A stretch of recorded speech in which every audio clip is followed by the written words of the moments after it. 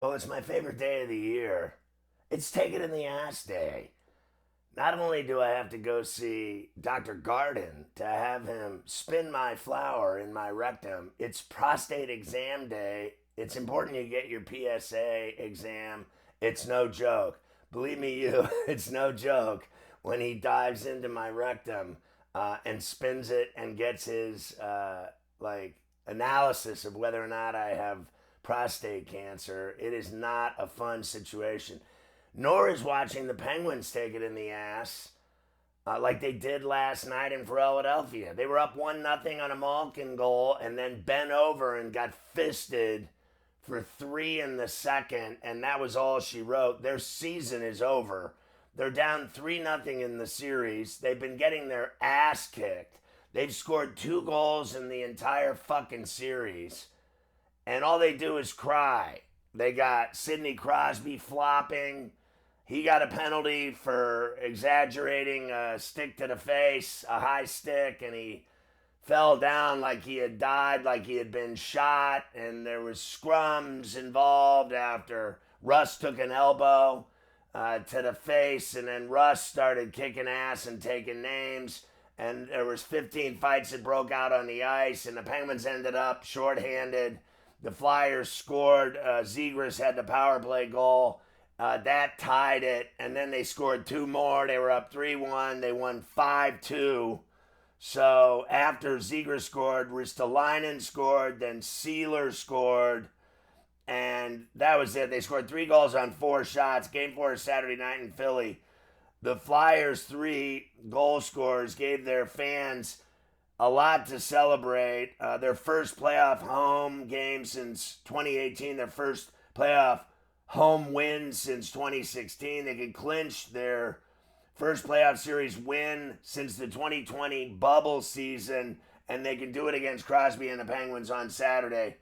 So Vladar injured his right wrist in the third. The goalie, who's been phenomenal for the Flyers, he stopped 28 shots. Again, the Penguins keep going with Stuart Skinner, who has been fucking lit up like a bong in this series. They just don't make any changes at all. Muse coached great all year. A lot of people thought he could be coach of the year. Now he's looking like a guy that doesn't fucking know what he's doing at all in this series. Complaining to the refs about calls and everything else. They're pathetic. And that's just all there is to it. We lost that bet. We had the Penguins at plus 104. That line changed all day, and it screamed that the Penguins were going to win. I fell for it, and it's my fault. I took it in the ass there. And then I took it in the ass in the Wild game in St. Paul. They lost in double overtime, 4-3 to the Wild. You heard me, double overtime. Wyatt Johnston, this guy has had 6 game-winning goals in the Stanley Cup playoffs in his career. He's fucking 22 years old. He scored on a power play deflection at 12:10 of the second overtime to give him the 4-3 win and a 2-1 series lead. They won game 2 in Dallas, game 3 in St. Paul. Duchesne tied it for Dallas on a power play midway through the third period. Seconds after his back check on Matt Boldy averted a shorthanded goal that would have put Minnesota up by 2. The Wild failed to convert 2 overtime power plays. They went 1 for 7 on power plays. That's all you need to know about that game. The Wild, 1 for 7 on the power play, and I bet on the Wild. So the bottom line is I lost the Penguins, I lost the Wild, but I did hit the Ducks. And I hit the Ducks at plus 170. That was a massive bet hit. So at the end of the day, you barely lost any money at all. That's the facts. Because the Ducks made up for it. 6-4, they beat the Oilers in Edmonton to even the series at 1 apiece. Cutter Gauthier broke a tie with a rebound goal, 4:52 left, and the Ducks win 6-4, game 2. They get in Edmonton. Now they go home for games 3 and 4 on the pond in Anaheim. McDavid caught an edge with his skate blade early in the second after getting tangled up with Ekholm, his teammate, and the Ducks' Ian Moore. He left the game before returning, playing just over 24 minutes. 3 straight playoff games for McDavid without a point. Game 3 is Friday night in Anaheim. Edmonton opened the series Monday night with a 4-3 win at home. Lose Game 2 at home. Now they go to Orange County. McDavid said, we've been in this situation a lot. 1-1, going on the road. We're comfortable on the road. We like playing on the road. Obviously, we'd like a better outcome tonight, better product tonight, but we're comfortable going on the road. Gauthier put the Ducks back in front after Szymanski making his playoff debut, tied it at 4 with 6:09 left. Ryan Poling put it away with an empty netter with 1:10 left, his second goal of the game. He scored shorthanded in the second. There you go. Huge Ducks win. I want to see what it closed at because I got it at plus 170. It closed at plus 158, but we got it at plus 170. So thank God for that bet cashing because we needed it after, like I said, it's taken in the ass day. Penguins took it in the ass. Wild took it in the ass. I'm having a prostate exam today, taking it in the ass. It's a national holiday. NBA playoffs. I wasn't going near the Pistons because they're frauds. They should have done this in Game 1 at home in Detroit. They blew out Orlando to take Game 2, 98-83. They evened the series at once. Now it's going to go down to Mickey's place in Orlando. Cade Cunningham had 27, 11, and 6 to lead the Pistons to the win. They had lost 11 straight home postseason games, a drought that started in 2008. Game 3 is Saturday in Orlando. It was the third quarter that made the difference. They outscored the Magic 38-16 in the third. 6 players scoring at least 5 points. After Cunningham scored a career playoff high 39 in Game 1, didn't get much help. He went off. 5 teammates had double figures. Suggs had 19, Banchero 18 for the Magic. It doesn't matter what guys had on the losing side any more than Cunningham having 39 in Game 1 and they lost. When you lose, it doesn't matter what you fucking do. I'm sick of hearing about it. I really am. So they led by 4 after the opening quarter, but the game was over in the third. Game over. There's nothing else to say. Man, I was on those Suns, wasn't I? 17 and a half. I said it's too much meat on the bone, and they covered. They lost 120-107 to the champs, the Thunder, who lead the series 2-0. Shea Gilgeous with 37 and 9 dimes. They win. He scored 25 in the series opening win on Sunday, going 5 of 18 from the field. He bounced back in Game 2, going 13 and 25 after he got the clutch player trophy handed in to him before the game start. Chet, Abe Lincoln, Holmgren, and Jalen Williams each had 19. Williams left the game in the third with a left hamstring injury, never came back. I don't know if you've noticed or not, but this guy J. Will's always fucking injured. He's injured now. Now he's got a hamstring. I mean, he missed the whole fucking season, and now he's injured again. He missed 30 games this season with a right hamstring injury and missed the first 19 games of the season following surgery on his wrist. This time it's a left hamstring. I mean, holy shit. His right hamstring, his left hamstring, he's a mess. Dylan Brooks had 30 for the Suns, but he fouled out in the fourth. Booker had 22, Green had 21.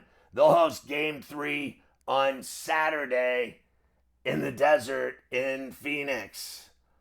Man, they covered, though. I wanted to make that bet so bad. I was on, like, the Ducks. I was on the Suns.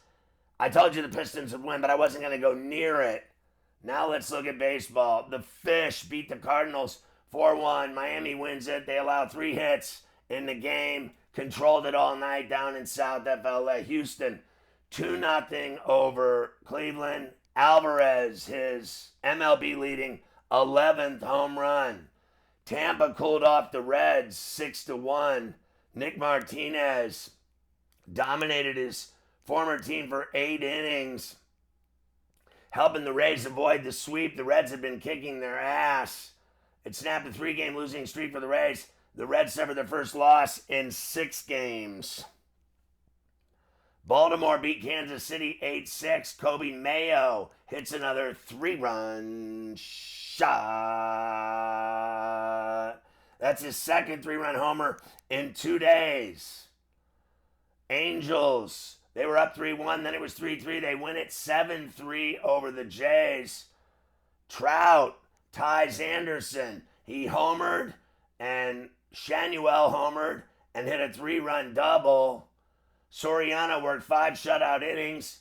Trout's 8th homer of the season was a 428-foot solo shot in the bottom of the 5th that tied the 34-year-old Trout with the late Garrett Anderson for the franchise record of 796 extra base hits. Of course, Anderson died last week of pancreatitis at 53. Soriano's now 5-0. I mean, his ERA is super low. He's been great. Seattle 5-4 over the A's. Josh Naylor hits a walk-off single. Cal Dump Raleigh hits a home run in that game as well for the Mariners. Detroit 5-2 over Milwaukee. Casey, don't call me Larry Mize, struck out 7 and allowed 1 run in 6 innings. And Spencer Torkelson hit his first homer of the season for the Tigers at home. Big night of winning in Detroit with the Pistons and the Tigers both winning. Yankees do it again to the Red Sox 4-1. Fried Chicken with 8 shutout innings, 3 hits allowed. The Yankees roll. Ahmed Rosario a 3-run first inning blast, 4 RBIs. He drove in all 4 runs for the Yankees. They've taken the first 2 in that series. Atlanta 8-6 over Washington. Michael Harris homered twice. Baldwin and Olsen also homered for the Braves. I'll talk more about them later. They're kicking ass and taking names. The 12-game losing streak is over for the New York Mets. The bleeding has stopped. 3-2, they beat the Twins. Vientos blooped a tie-breaking single in the 8th, and they finally won a game at Citi Field. Cubs win again. They've won 8 straight. 7-2 over the Phillies. Bush and Suzuki both homered for the Cubbies on the north side. The Pirates 8-4 over Texas. O'Neal cruise missile with a massive shot to right off the top of the foul pole. His 7th home run, a 3-run shot. Pirates win at 8-4 over the Rangers. Colorado 8-3 over San Diego. Hunter Goodman had 2 doubles and a homer. TJ Rumfeld knocked in 2 runs as well for the Rockies. They cool off the Friars. Arizona 11-7 over the White Sox in the desert. Vargas has 2 home runs and 5 RBIs for the Snakes. And the Giants beat the Dodgers 3-0 at Oracle. Patrick Bailey broke up a scoreless game with a 3-run shot. All right, let's take a look at Thursday's action, everything that's happening. 3 NBA playoff games. The series shifts to Atlanta now. Knicks and Hawks tied at 1. They'll be at the State Farm. Atlanta getting 1.5, 216.5. It's on Prime at 7 o'clock. 8 o'clock on Prime as well. I don't know how they're doing this. Cleveland and Toronto. They're streaming all 3 games tonight. Cleveland and Toronto in Toronto at Scotiabank. Raptors are getting 2.5. 219.5 is the total. That series is 2-0 Cleveland. They won both games at the Rocket. Now they're in T-Town. And 1-1 is Denver and Minnesota. They're at the Target in Minneapolis now with the series tied. The T-Wolves are getting 2.5. 234.5 is the total there. All 3 games, like I said, are on Prime. I guess you can pick your poison. The Zurich starts in New Orleans. That's like team golf. They're in pairs, these golfers now at this tournament down in New Orleans. Nobody cares. Baseball, 105 Atlanta at Washington. Richie Cunningham against Savali. 110 Milwaukee at Detroit. Sproat and Scooble. I hope I don't have any Sproat when they check my prostate today. 220 Philadelphia at the Cubs. Sanchez, dirty Sanchez against Cabrera. 310 San Diego at Colorado. Waldron against Feltner up. 340 White Sox in Arizona. Martin against Soroka. 345 Dodgers at Giants. Glass now against Logan spinning a web. 6-10 Yankees at Red Sox. Schlittler and Toll. I'll tell you what, Schlittler's been getting death threats for his return to Fenway.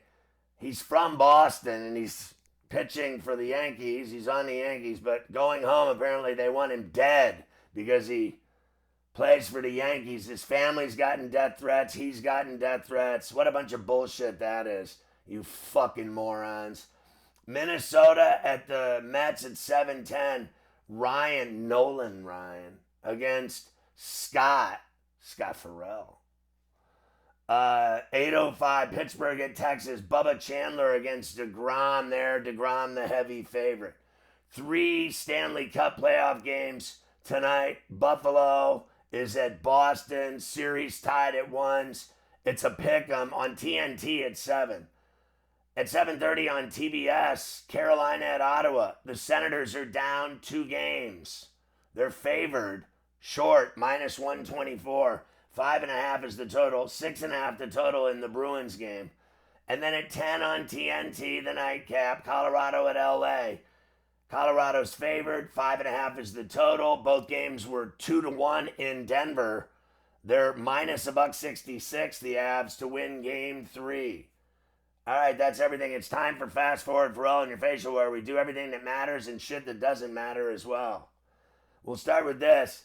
Pats head coach Mike Vrabel has released a statement. He even had a little presser, and he said he's going to counseling this weekend. He will not attend day 3 on Saturday of the draft because of the photos of him and Rossini in Arizona at the resort went viral and ruined both their lives. She lost her job. She resigned because she was going to get whacked. And like I said a million times, I don't care who she fucks. I'm just glad she's fucking.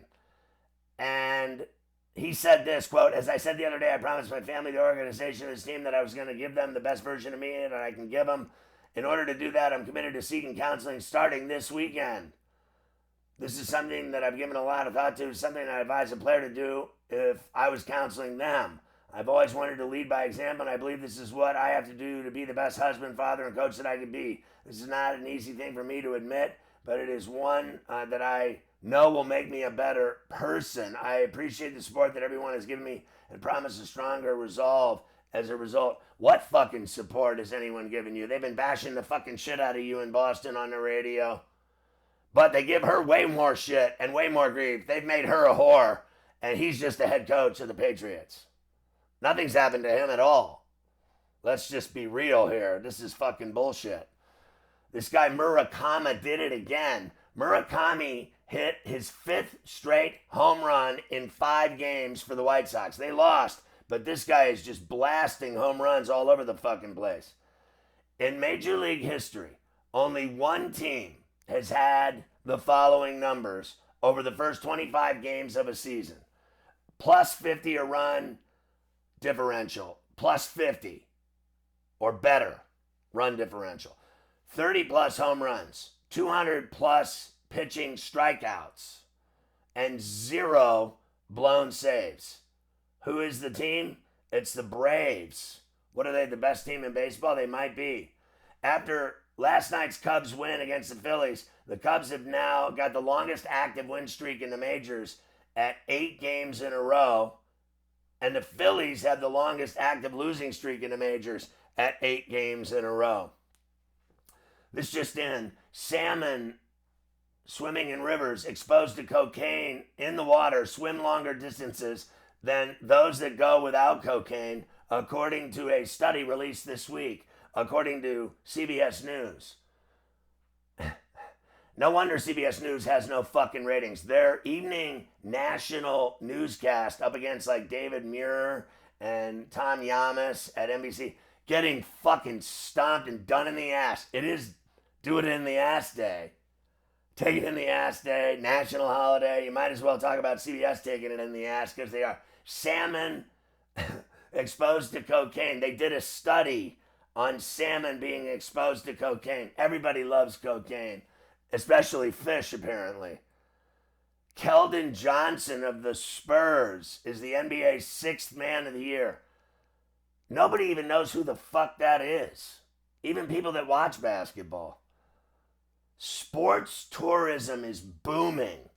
How about this? In 2025, there were 339 million travelers to sporting events, $111.2 billion spent, and 192 million hotel nights purchased. Jesus. I was one of them. I go to all those Steeler games in Pittsburgh and spend all kinds of fucking money. I love this story about Dave Grohl from the Foo Fighters. He shared a secret to having no vocal cord issues. Some people think that I have vocal cord issues. I just have a gravelly voice and a badass voice. Know that shit. He says the key to his vocal cords being strong are beer, whiskey, Advil, more whiskey, and more beer. That is fantastic. He said, 8 years ago, I had to get my vocal cords checked out, and I'd never done that before. The doctor sticks the camera down my throat, and he looks at my vocal cords, and he goes, wow, they look great. I said, you're kidding. He said, no, they look amazing. Do you do vocal warm-ups? I said, no, I don't. And he goes, okay, do you do like vocal cool-downs after a show? I said, no, I don't. Well, what do you do before a gig, he said. I said, well, an hour before the show, I'll open a beer and I'll start drinking the beer. I might take an Advil because my knees hurt, my ankles hurt, whatever, I'm old. Then I'll have a shot of whiskey, Jameson. And then once the beer is done, I'll open another beer. Then maybe as a group we have a shot of whiskey. We call that the band prayer. Then someone will say 15 minutes before the show, 15 minutes, and I open one more beer and have one more shot, and then I go on stage and perform for 2 hours. And the doctor said, don't change the thing you're doing, it's working. And I was like, okay, great. Dave Grohl said, okay, great, I won't change a thing. So let's be clear. Beer, whiskey, Advil, more whiskey, more beer. That's how you take care of your vocal cords. That is fantastic. Kalen DeBoer, the coach at Alabama, has agreed to a new contract extension that's going to pay him over $12 million a year. I mean, this guy's just raking money. And remember, Indiana won the national championship and beat their ass in the playoff. Indiana beat Alabama's ass. Gary Bettman said the NHL's next expansion fee would be substantially more than $1 billion if the league were to expand. And he added that there's absolutely no imminent plans to expand the league.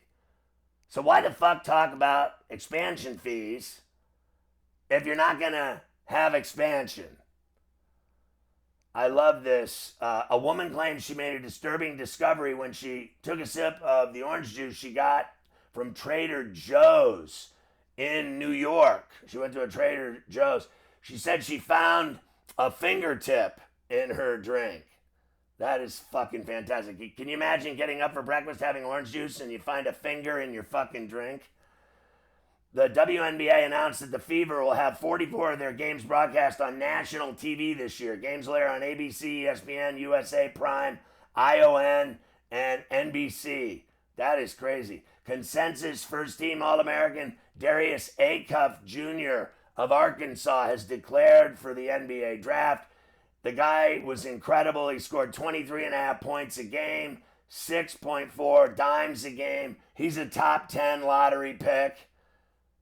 And he's going into the NBA draft. The Padres have signed Lucas Giolito for $3 million after losing Pivetta to injury. So they get Giolito as a backup insurance plan for pitching.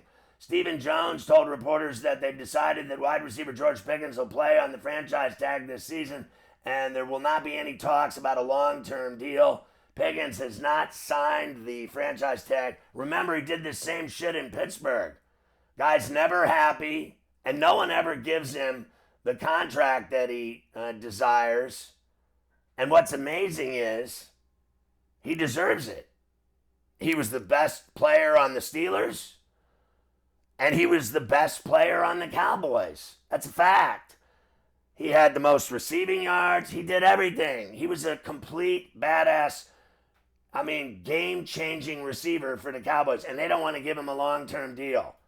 You wonder why they don't fucking make the playoffs and why they've sucked dick for the last 30 years, honestly.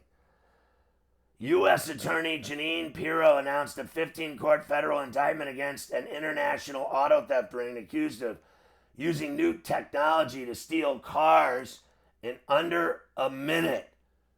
She said no smashed windows, no drama, just a sleek electronic device, and in under a minute a car's brain is rewritten. The car is gone in 60 seconds. Welcome to the new world of car theft. Wasn't there a movie, Gone in 60 Seconds? I think there was. Wasn't Ben Affleck in that movie? I could be wrong. Kevin Durant hasn't won a playoff game since 2023. He's lost 7 playoff games in a row. Wow. Art Rooney II, the owner of the Steelers, would love to see a Super Bowl in Pittsburgh, but he admits it's a long shot and says the Steelers playing in a dome is not happening in his lifetime. Well, he is old. I'll say that. So his lifetime is not that much longer. Baker Mayfield and his wife Emily have a second child, a boy this time. Maverick Thorne is the kid's name. A top-level Trump counterterrorism official is under investigation amid claims she actively looks for sugar daddies to maintain her exorbitant lifestyle. That is just fantastic. A 78-year-old woman has died from a snake bite in Northern California, marking the 3rd deadly snake bite victim in the state this year. Look out for those rattlesnakes. There's nothing I hate worse than fucking snakes. Everybody says we need snakes in the environment. Bullshit. Snakes suck. A high school basketball coach charged with deviant sex with a student and dumped by her husband, a fellow coach. She was a state championship girls basketball coach, and apparently she likes fucking her students. The Canucks asked the Leafs permission to speak with Shane Doan about their vacant GM gig. Indianapolis has established itself as a premier host city for major sporting events. They've already proven that. But they've never had the draft. Now they want the NFL draft. Will LeBron make it 25-0 with a series win over the Rockets? Do you know that he's 24-0 in playoff series when his team is up 2-0? Well, they're up 2-0 now. That's everything. Make sure you keep an eye out for the Profits Elite and Max Profit plays, push plays, prop plays. He does everything for you in the community. So keep an eye out for the Profits action. Keep an eye out for my profit plays in the community as well on a Thursday. You should be good to go. Let's make some cash. I love that plus 170 last night with the Ducks. I love cashing gigantic dog tickets for you. Tell your friends about Profitable.tv. It's badass. We're making everybody money. We've been on fire for a couple of months, and you fucking know it. Shake it. Ooh.